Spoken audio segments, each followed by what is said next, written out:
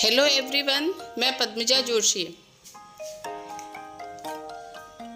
हाथरस जैसी घटनाओं के लिए अगर वास्तविकता में देखा जाए तो जिम्मेदार कौन है, एक बार जरूर विचार करें।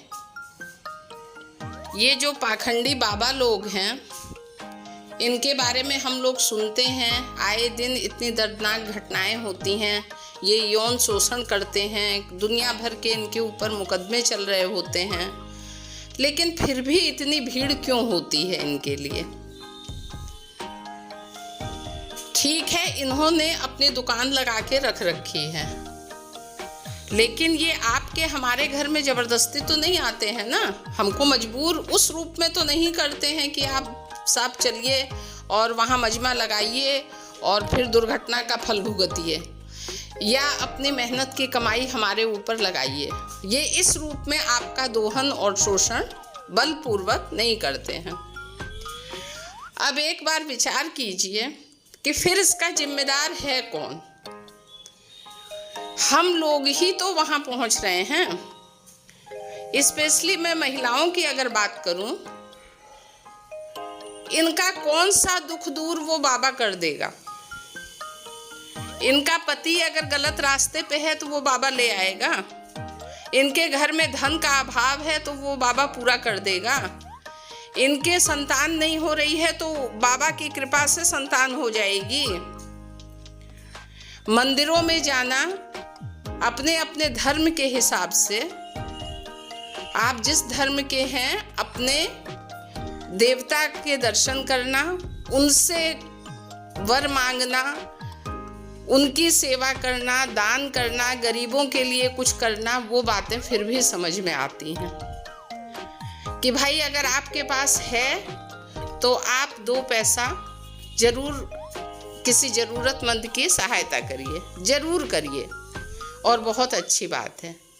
लेकिन इन लोगों के पास, तथा कथित बाबाओं के पास जो अकूत संपत्ति इकट्ठी हो जाती है, वो कैसे होती है?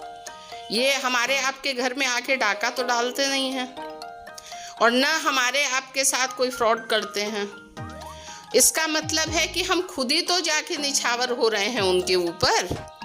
तो सबसे पहले तो दोषी हम ही हैं। अब महिलाओं की आप बात करिए तो भाई, महिलाओं और बच्चों की संख्या हाथरस कांड जैसे मामले में देखा जाए तो क्यों नहीं अधिक होगी? हम महिलाओं में शारीरिक बल उस हिसाब का नहीं है। हम साड़ी पहनते हैं, हम कपड़े इस तरह के पहनते हैं कि हम फुर्ती से अपने आप को पुरुषों की तुलना में बचा नहीं पाते हैं। अगर किसी ने हमको धक्का दे दिया तो हमको उठने में पुरुष की तुलना में समय ज़्यादा लगेगा।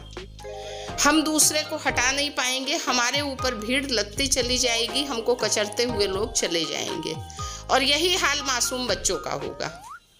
अब ऐसी जगहों पे बच्चों को ले जाने की क्या आवश्यकता है?